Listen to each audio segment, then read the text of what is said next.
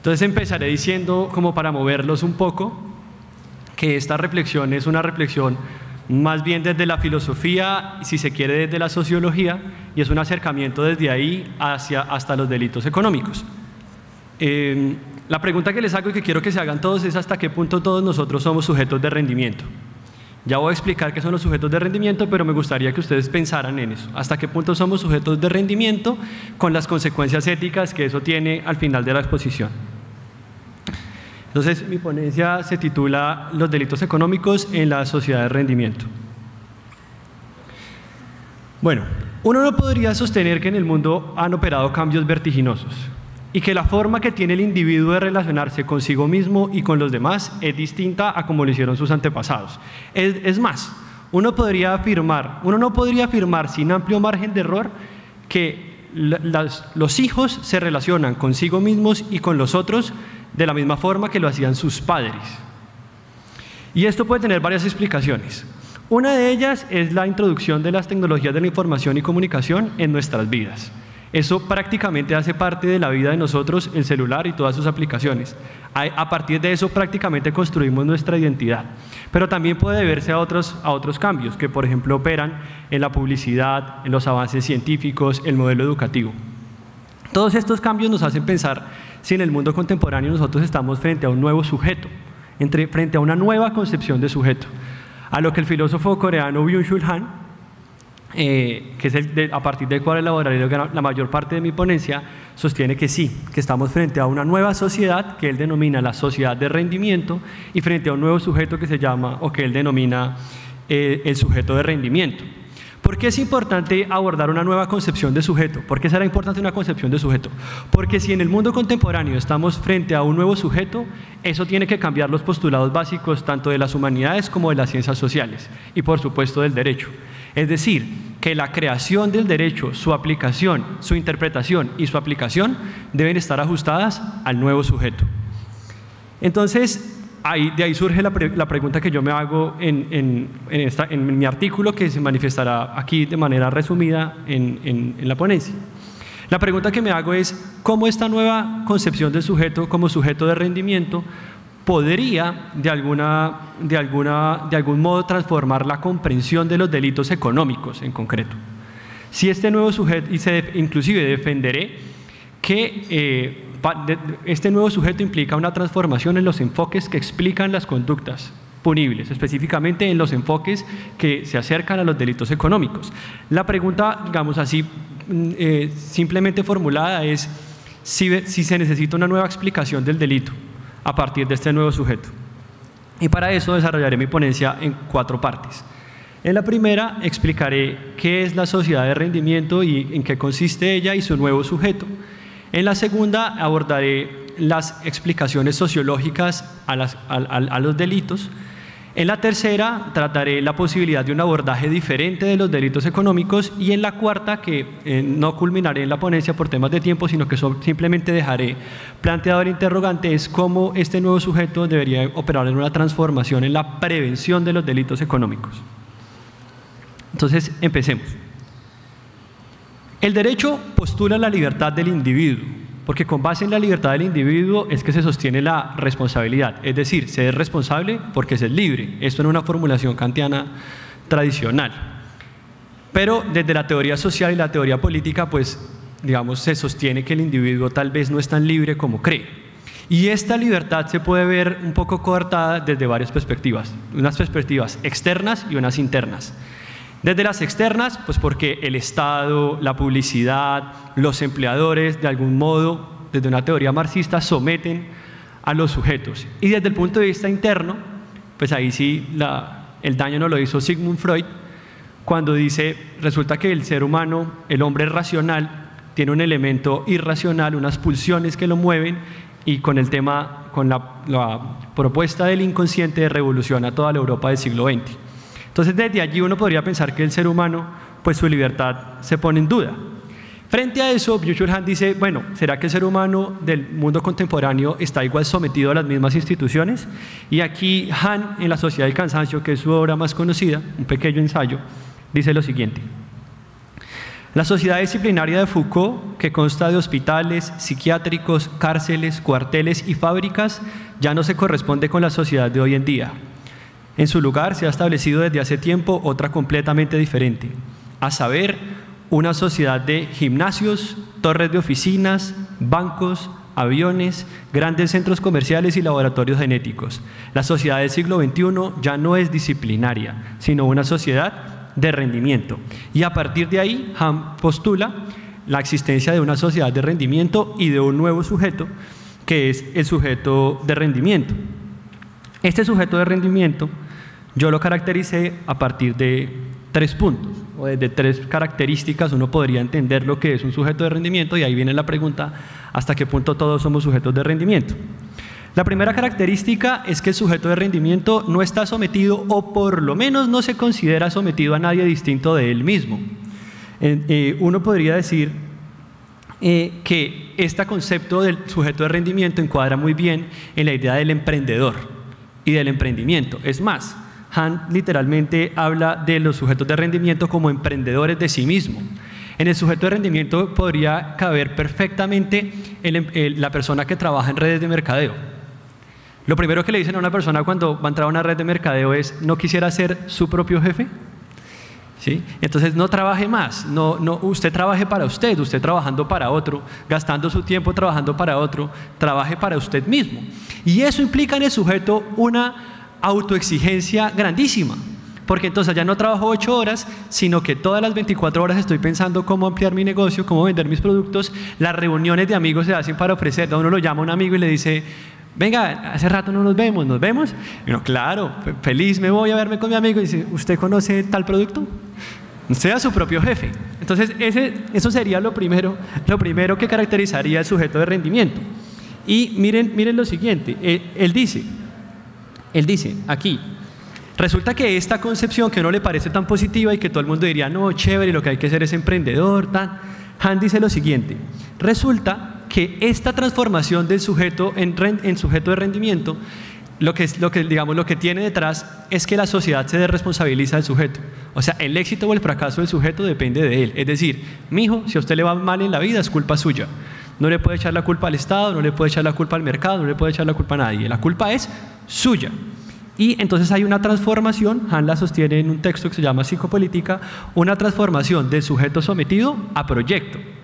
Y ese proyecto, que supuestamente es libre, se somete a una nueva coacción, pero ya no es una coacción externa, sino una coacción interna. Es decir, la coacción la ejerzo yo sobre mí mismo.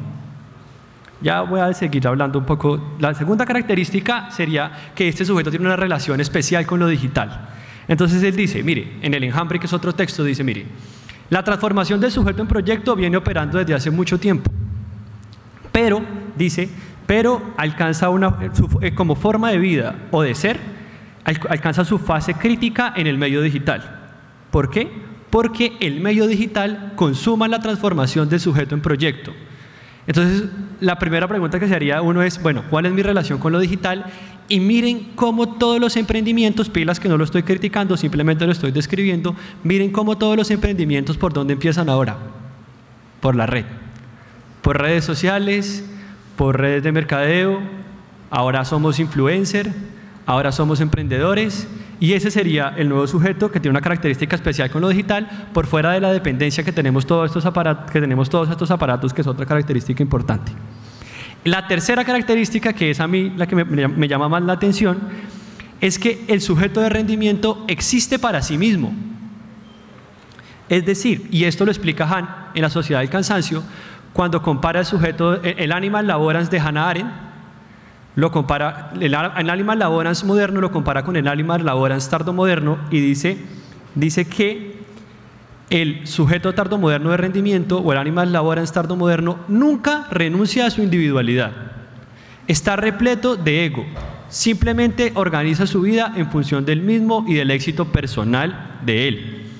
Y esto lo lleva a explotarse, y está a punto de explotar. Dice, si tal vez se entregara a los procesos de la especie, tendría la tranquilidad propia de los animales, pero no lo hace. De ahí que este sujeto de rendimiento se explota tanto a sí mismo que muchas veces termina en una enfermedad que es la pandemia del siglo XXI, así no lo queramos ver, que es la depresión. La depresión es la pandemia del siglo XXI y la estamos evitando, no la vemos como un problema filosófico o un problema de las humanidades, sino simplemente como una deficiencia en los neurotransmisores, y entonces antidepresivos tricíclicos de recaptación de serotonina y ansiolíticos, que usted lo que tiene es un problema en el cerebro. Y no se mira la perspectiva filosófica de esto. Listo, entonces uno caracterizaría así al sujeto de rendimiento. Pero para entrar al derecho y al derecho penal económico, te tocaría abordar la perspectiva de la explicación del delito. Entonces Guides y Sutton, en su texto de sociología, dicen que de la desviación y el delito se ocupan tanto la criminología, que es una especie, se acerca al estudio que estoy haciendo, como la sociología de la desviación. Y que al lado de las explicaciones biológicas, por ejemplo las del Lombroso, y las explicaciones psicológicas del delito, aparecen las explicaciones sociológicas. Y de esas explicaciones sociológicas surgen 4 enfoques: las teorías funcionalistas, la teoría interaccionista, las teorías del conflicto, la nueva criminología y la teoría del control. ¿Qué hacen estas teorías? Tratar de explicar el delito. O sea, ¿por qué la gente delinque? Que sería la pregunta que está acá, y que más adelante voy a intentar generar la discusión de por qué la gente comete delitos económicos, que sería el tema. O sea, ¿por qué el sujeto de rendimiento comete delitos económicos? Entonces, pero voy a explicar primero las teorías funcionalistas. Entonces, desde las teorías funcionalistas, el delito ocurre por un desequilibrio entre las expectativas que tienen los sujetos y lo que la sociedad le ofrece. De ahí surgen las motivaciones desviadas. Es decir, yo delinco porque la sociedad me exige un poco de cosas, pero en el momento en que voy a obtener la recompensa no me las da. Es decir, me dijeron a los 19 años que si yo estudiaba y trabajaba duro iba a ser un empresario, tengo 40 y no lo he logrado. ¿De quién es el fracaso? Mío. No tiene nada que ver los impuestos, no tiene nada que ver el mercado. Desde la teoría interaccionista, la teoría interaccionista tiene otra pregunta, y por eso no la tomo tanto en la exposición posterior, pero no acepta que hayan conductas objetivamente desviadas, y se hacen la pregunta de cómo se construyen o se establecen las conductas punibles. Las teorías del control y la nueva criminología, que tienen raíz marxista, mantienen que la conducta punible es una conducta deliberada del sujeto con tintes políticos. Ya voy a explicar también eso. Y por último, la teoría del control sostiene que, y creo que acá el derecho penal económico, desde mi humilde postura, tiene una teoría del control que explica el delito. ¿Por qué? Porque la teoría del control explica o dice, se delinque porque hay un desbalance entre las intenciones del individuo y los controles disponibles. Entonces de ahí el derecho penal, de ahí pienso yo, por ejemplo, que todos esos controles de los que hablaba el doctor en relación con los controles que se le exigen a las autoridades financieras, es aumentar los controles, porque desde la teoría del control la gente delinque porque los controles no son suficientes. Sí, y hay unas teorías de control tanto de izquierda como de derecha, pero pues por razones de tiempo no las voy a abordar. Entonces aquí pasamos al tema de los delitos económicos, y es donde yo empiezo a plantear o hacerme la pregunta sobre si es posible un abordaje diferente de los delitos económicos desde la perspectiva del sujeto de rendimiento. Y para eso tomaré la definición de delitos económicos del doctor Hernando Hernández en su libro Los delitos económicos en la actividad financiera, la edición del 2018, y el doctor Hernández dice lo siguiente: toda conducta que vulnere o ponga en peligro la intervención del Estado en la economía, trátese de su función de dirección o protección, se erige en delito económico, al igual que los comportamientos mediante los cuales se impide o obstaculiza a los ciudadanos la cabal utilización de los bienes y servicios a que tiene el derecho.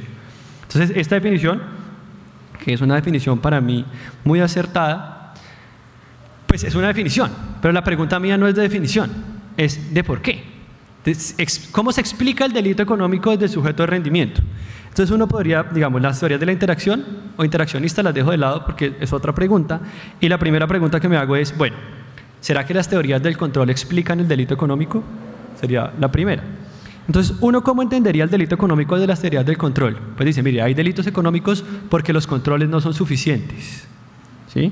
Hay una falla en el sistema que hay que corregir, ¿cierto? Entonces, si nosotros corregimos esas fallas del sistema, ¿sí?, si abordamos el riesgo permitido, si abordamos las autorizaciones legales, si ponemos funcionarios en las instituciones financieras para cumplir controles, nosotros vamos a ir al delito económico, porque el delito surge de un desequilibrio entre los controles y las intenciones de los individuos. Entonces yo no niego que la sociedad necesite control, es más, Carlos Gómez, siguiendo, que hace la introducción al texto del malestar en la cultura de Sigmund Freud en la edición de Alianza, un texto que se llama Aporías de la cultura, dice que desde el psicoanálisis una sociedad es imposible o inviable sin diques sólidos que la contengan, o diría Sigmund Freud, sin tabúes. ¿Sí? Pero entonces uno podría pensar desde la perspectiva del individuo de control, desde el sujeto de rendimiento, que el sujeto de rendimiento, y aquí hay una importante mención, y es que Hunt dice, mire, en la sociedad de rendimiento el verbo modal por excelencia no es el deber, sino el poder. Es decir, nosotros ya no nos preguntamos tanto qué debemos hacer, sino qué podemos hacer. ¿Qué podemos hacer para ser ricos? ¿Qué podemos hacer para hacer tal? No qué debo hacer. El verbo modal cambia de esa sociedad disciplinaria a la sociedad del rendimiento. Y este cambio en el verbo modal, ¿sí? que además es alimentada por las marcas, así nosotros no nos demos cuenta, entonces usted va y mira Nike, just do it, solo hazlo. Adidas, impossible is nothing, nada es imposible. Y a partir de ahí nos van enseñando, mire, usted puede todo, usted hágale, usted lo puede lograr todo, usted con esa inteligencia y con esa belleza. Y entonces resulta que no pude. No pude porque la reforma tributaria no me dejó prosperar mi empresa, o no pude porque por alguna razón el mercado hubo un cártel y me afectó. Es decir, pero ¿de quién es el fracaso? Mío y solo mío, y váyase al psiquiatra y que le dé un antidepresivo, porque me estoy muriendo. Y entonces puedo llegar al suicidio. Entonces, a este sujeto de rendimiento, el deber, el control, es simplemente un obstáculo. Porque el delito económico surge de que el individuo está en conflicto consigo mismo, está peleando consigo mismo porque no logra el éxito. Y como no lo logré por vías legales, pues vamos a lavar activos, ¿no? Pues vamos a prestar con usura, vamos a hacer especulación, ¿sí? Vamos a recaudar, a hacer captación masiva ilegal, hagamos una pirámide, ¿o no? Porque claro, yo tengo que cumplir las expectativas de la sociedad, pero resulta que la sociedad, los medios que me ofrece no son suficientes. ¿Qué queda? El delito, y un delito que ojalá sea rentable, el delito económico. Me voy para allá porque estoy en guerra conmigo mismo. Entonces, desde esa perspectiva, las teorías del control a mí no me satisfacen como explicación del delito. Ahora vamos a las teorías del conflicto y la nueva criminología. Y aquí hay una elaboración bien interesante. Entonces yo digo, mire, listo. Entonces desde las teorías del control, la conducta punible se comete por razones políticas. Entonces dice uno, listo. Entonces los delitos económicos se cometen por dos razones. Pensaría uno desde esta perspectiva. Uno, un interés de mantener el statu quo si la cometen ciertos individuos importantes de la sociedad con poder económico político. Entonces si lo cometen los banqueros, si lo cometen los empresarios, entonces lo hacen ¿para qué? Para mantener el statu quo, es decir, para mantener a los pobres pobres y a los ricos ricos. Desde esta perspectiva. Y si lo cometen los sectores menos favorecidos de la sociedad, entonces si tengo una platica y quiero prestarla gota a gota, entonces ¿para qué lo hago? Diría esta perspectiva, lo hago para transformar el statu quo, para luchar contra las instituciones bancarias que los oprimen, sería la razón. Entonces yo me salgo y voy y lucho y cometo el delito económico para revertir el statu quo. Pero esa explicación a mí tampoco me satisface. Porque acuérdense la tercera característica del sujeto de rendimiento. El sujeto de rendimiento existe para sí mismo. Entonces uno pensar que el sujeto de rendimiento realiza conductas punibles como una expresión política de su desacuerdo con el establecimiento, pues por lo menos a mí me resulta inadecuada esa comprensión. Entonces, las teorías interaccionistas no funcionan porque se hacen otra pregunta. Las teorías del control para mí tampoco explican la conducta punible del sujeto de rendimiento. Las del conflicto y la nueva criminología tampoco lo hacen. La perspectiva que yo abordo es que para mí las teorías funcionalistas desde un nuevo enfoque sí podrían explicar el delito económico cometido por los sujetos de rendimiento, ¿sí? Y aquí también cuando yo digo el delito económico cometido por los sujetos de rendimiento, y entonces por eso la primera pregunta que les hice es ¿hasta qué punto todos somos sujetos de rendimiento? Entonces un llamado ético. Entonces pilas que no para cumplir los objetivos que nos establece la sociedad no terminemos cometiendo delitos económicos que nos parecería a veces gracioso. O en una sociedad de avispados, pues eso es lo que hacen los avispados, prestar a usura, más bobo usted si presta con el interés corriente. Entonces, las teorías funcionalistas desde mi perspectiva sí explican el delito económico. ¿Por qué? El delito económico desde la sociedad de rendimiento. ¿Por qué? Porque es que las teorías funcionalistas sí explican el delito a partir de una relación sujeto-sociedad. Es decir, hay un desbalance entre los intereses del sujeto y lo que ofrece la sociedad. Y en este caso del sujeto de rendimiento, pues claro, el sujeto de rendimiento está en lucha consigo mismo, en guerra consigo mismo, es el sujeto depresivo, que termina la depresión, pero en otros trastornos también, que son las crisis del siglo XXI, que no son inmunológicas, diría Hans, sino neuronales.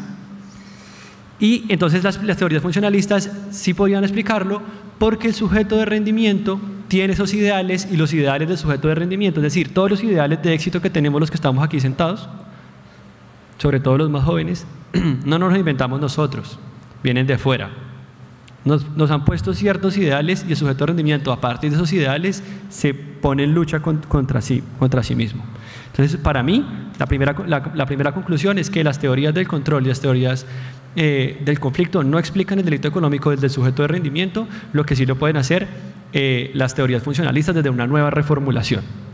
Y para terminar, claro, entonces, si hay una nueva explicación del delito económico desde la óptica del sujeto de rendimiento, la pregunta que simplemente dejo planteada, pero que en el artículo trato de desarrollarlo, es la siguiente: ¿son realmente eficientes las sanciones y controles tradicionales para prevenir y castigar los delitos cometidos por sujetos a los que solamente no les interesa nada más que ellos mismos?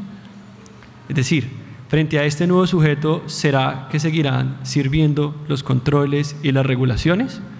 ¿O tendremos que abordar el derecho desde otra perspectiva? Porque piensen, por ejemplo, si este sujeto tiene relación con lo digital, explicaría por qué el esfuerzo del derecho por digitalizarse, el esfuerzo de las políticas públicas por digitalizarse. ¿Por qué se quieren digitalizar? Porque es que digitalizándose encuentra el sujeto. Por fuera de la digitalización no encuentran los sujetos porque ya no están por fuera de la digitalización. Entonces, a partir de esas transformaciones en el modelo educativo, a partir de esas transformaciones en la regulación, que todavía no sé o no tengo muy bien elaborado cómo se deben hacer, pienso que hay una transformación en el modelo educativo en valores, porque el problema en últimas termina siendo un problema de valores, y de ética como sabiduría al vivir pueden aportar a la prevención de los delitos económicos, pero esas son simplemente unas conclusiones provisionales. Muchas gracias.